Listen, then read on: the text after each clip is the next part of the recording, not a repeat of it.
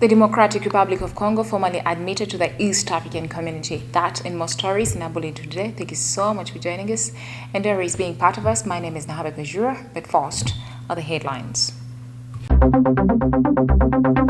Court directs in case challenging State House anti-corruption unit's legality. Finance Minister advises Ugandans to adopt a saving culture. In sports today, Cameroon stun Algeria, Senegal defeat Egypt again. Once again, thank you so much for joining us. We start with one of our top stories.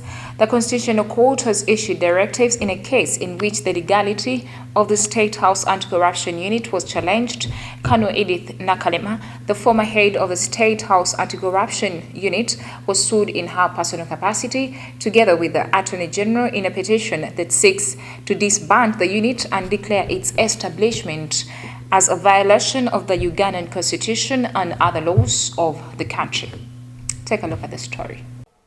On Tuesday, Henry Twino Muhwezi, the Deputy Registrar of the Constitutional Court, directed parties in the matter to file joint scheduling notes before the hearing of the petition kicks off. He also set May 20, 2022 as the date for the parties to appear in court to agree on the issues to be determined by the Constitutional Court.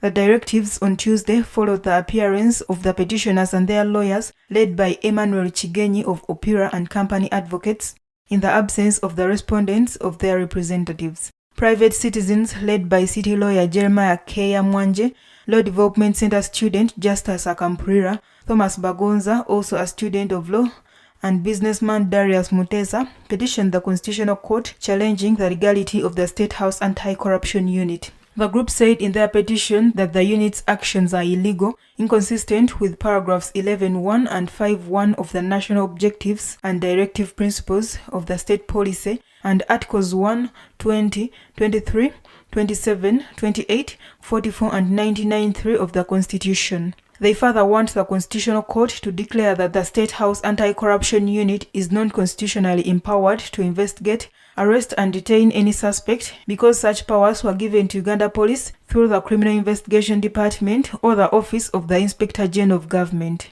The group wants the Attorney General to be ordered to release all detainees arrested and in custody on orders of Colonel Nakalema. However, in their defense, through an affidavit sworn by Bernard Chinyera Ochaya, a principal inspectorate officer in the Inspectorate of Government attached to the State House Anti-Corruption Unit, and Israel Edwin Ocho, the head of legal in the unit, the allegations were denied and asked the court to dismiss the petition with costs. Moving on, the Minister for Finance, Planning and Economic Development, Honorable Matia Kasaija, has urged Ugandans to develop a saving culture, as this will contribute to the economic development of the country. Now, he said this as the Microfinance Support Center marked 20 years of financial inclusion. We have the story. Kasaija was presiding over the celebration of 20 years of the Microfinance Support Center and the remembrance of Dr. Chisamba Mugera, the former chairman of the Microfinance Support Center. He urged Ugandans to embrace saving as long as they are earning. N'olwekyo buli muntu singa afuna ssente na ojja kubeera n'obulamu obulungi, bw'oyagala eddagala ojja kulyetuusaako, bw'ona oyagala omwana aleme kukalubirira okumusomesa, ensi bw'enesobola okukulaakulana ate n'okubeera ng'erimu eddembe. Kasaija described Dr. Chisamba as an honest civil servant whose abilities were unmatched by many politicians in Uganda. Naye tiyanza mukono mwega era ekintu n'akituukamu n'akikkiriza, era we yagenda Katonda okumutujjako ng'ebintu ebisinga biteredde, era omusingi kati oguliwo ekitabo nga kigenda mu maaso nga naye omusingi yagussaako n'ogunyweza yali omugenzi Kisamba Mugerwa. The executive director of the Microfinance Support Center, John Peter Mujuni, said that it is only saving that will help develop the economy and bring low-income earners out of poverty. So we have started the savings journey where we shall be promoting savings throughout the whole country. We shall be encouraging people to save.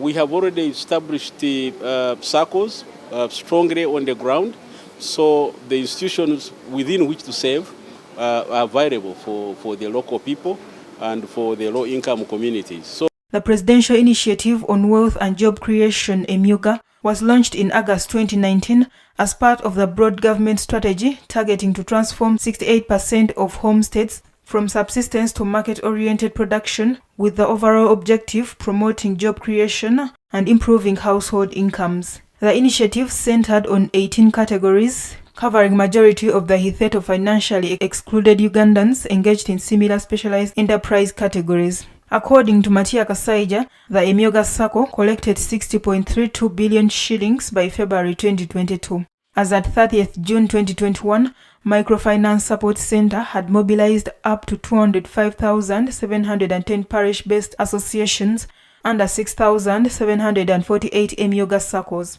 The total amount disbursed stood at 205.34 billion shillings, benefiting 4,114,200 direct beneficiaries. The Democratic Republic of Congo was on Tuesday officially admitted into the East African Community during the 19th Extraordinary Summit of the East African Community Heads of State and Government, chaired by Uhuru Kenyatta virtually.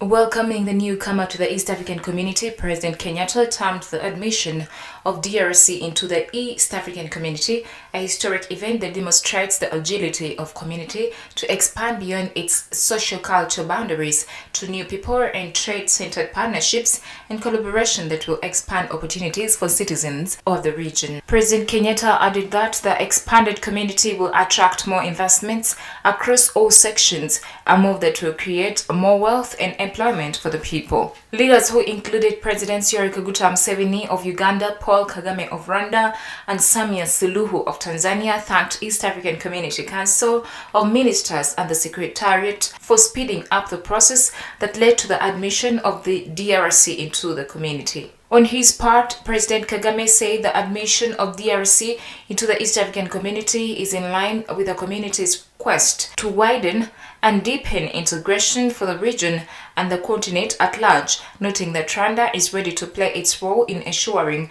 the success of the community.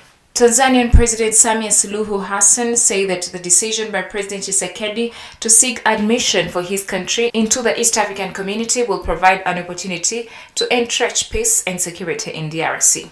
In his inaugural speech at the East African Summit, President Tshisekedi thanked the East African leaders for welcoming him to the community and assured of his commitment to work closely with them for the development and prosperity of the region. The summit designated President Kenyatta, the East African Community Chairman, to sign the Treaty of Accession of DRC into the East African Community by April 14th this year. Thank you so much, reporter. We take a quick break. We shall come back with our international news.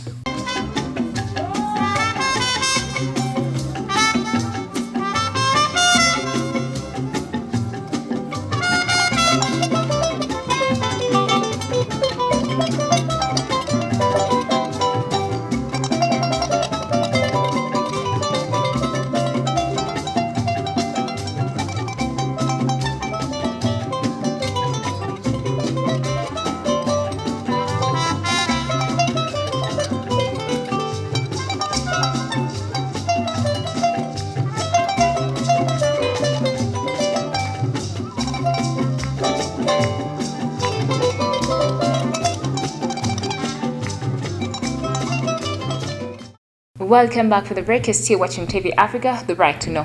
In international news, the Congolese Army, FARDC, said a UN mission helicopter with 8 peacekeepers on board was shot down in the middle of a mission to assess population movements in North Kivu on Tuesday.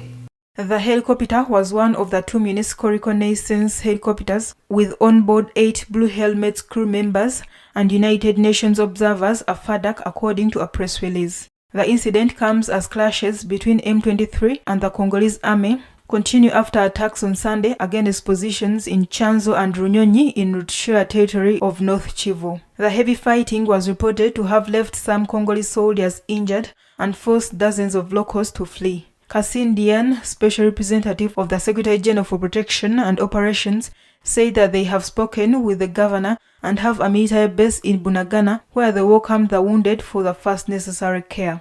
These new clashes between the Congolese army and M23 rebels have caused massive new displacements of the population. Earlier on Tuesday, the Congolese army accused the Rwandan army of backing an active rebellion in its troubled east, which Kigali denied. The move comes after months of growing suspicion and decades of mistrust, including accusations from UN investigators against Rwanda and Uganda of supporting M23. Moving on in international news, the U.S. Secretary of State Antony Blinken is in Morocco for 2 days.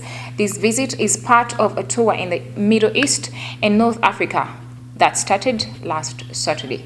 Blinken is meeting his counterpart, Nasser Bourita, again after seeing him at an unprecedented meeting in the Negev Desert in Israel, along with 3 ministers of Arab countries and Israel. The talks will focus on bilateral and regional security, counter-terrorism operations in the Sahel, and the economic impact of the conflict in Ukraine, such as the risk of wheat shortages. But the disputed region of Western Sahara should be at the top of the agenda.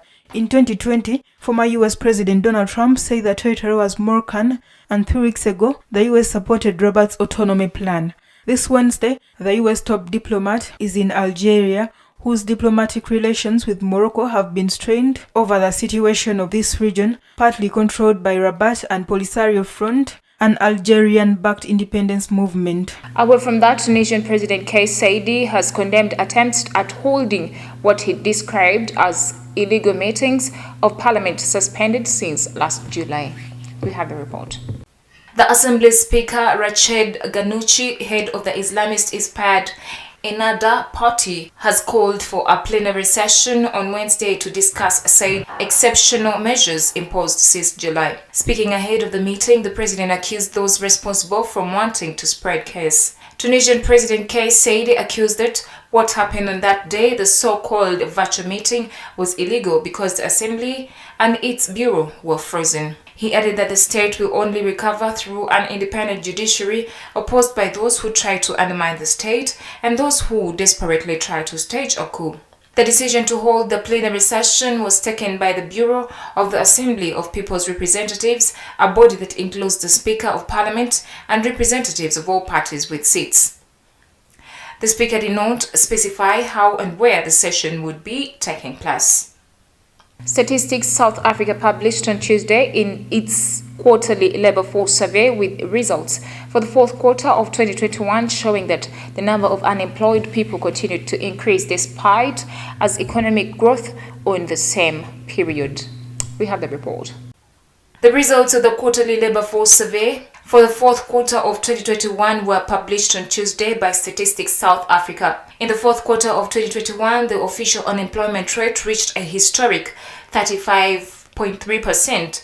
It's the highest rate since 2008 when QLFS started. This report covers labor market activities of persons aged 15 to 64 years, and the results show a 3% rate increase compared in the third quarter of 2021. Decreases were observed mainly in manufacturing, followed by construction, utilities, and transport. If the number of employed persons increased by 262,000 to 14 million, the number of unemployed persons also increased by 278,000 to 7.9 million in the fourth quarter of 2021 compared to the third quarter of 2021. The quarterly labor force survey for the fourth quarter of 2022 was initially scheduled for a release of February. However, some data quality concerns that justified a delay to allow time to do some quality checks before the results can be published, according to the statement by Statistics South Africa. The statement added that the main concern was the response rates that have been declining over time since the introduction of computer-assisted telephone interviewing. Well, thank you so much, our reporter. We take a quick break. We shall come back with business, health, and sports.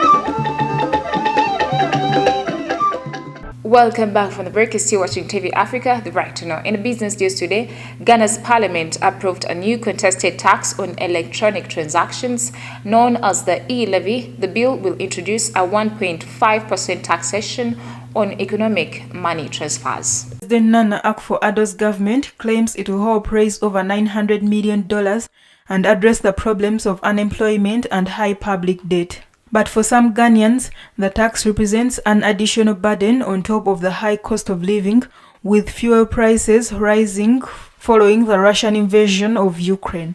Members of the opposition refused to take part in the vote and walked out of the assembly, describing the tax as unfair. The e-levy bill will enforce a 1.5% tax on mostly digital transactions in the country.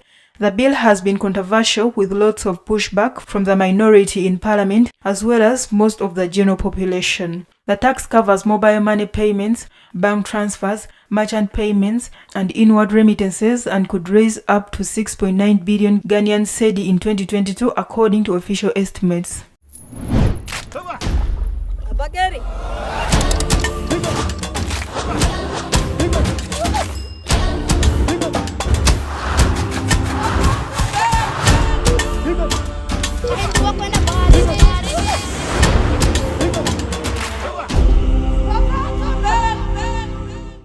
In Africa Today Health, when the coronavirus pandemic hit the world 2 years ago, the global fashion industry in Lesotho, South Africa, was not spared. Now, faced with collapsing demand, brands cancelled orders worth billions of dollars as the tens of thousands of workers lost their jobs.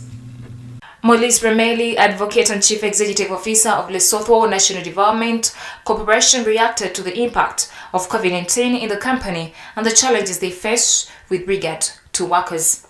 She said that they were paid their monthly salaries through the Lesotho National Development Corporation just to try retain them and try to ensure that the factories would recover from the pandemic, but unfortunately it took longer than it was anticipated by the whole world, and ultimately some of them had to retrench. In May 2021, workers were desperate and local unions organized a strike to raise the garment sector's monthly minimum wage, as some struggled to keep their jobs amid retrenchments.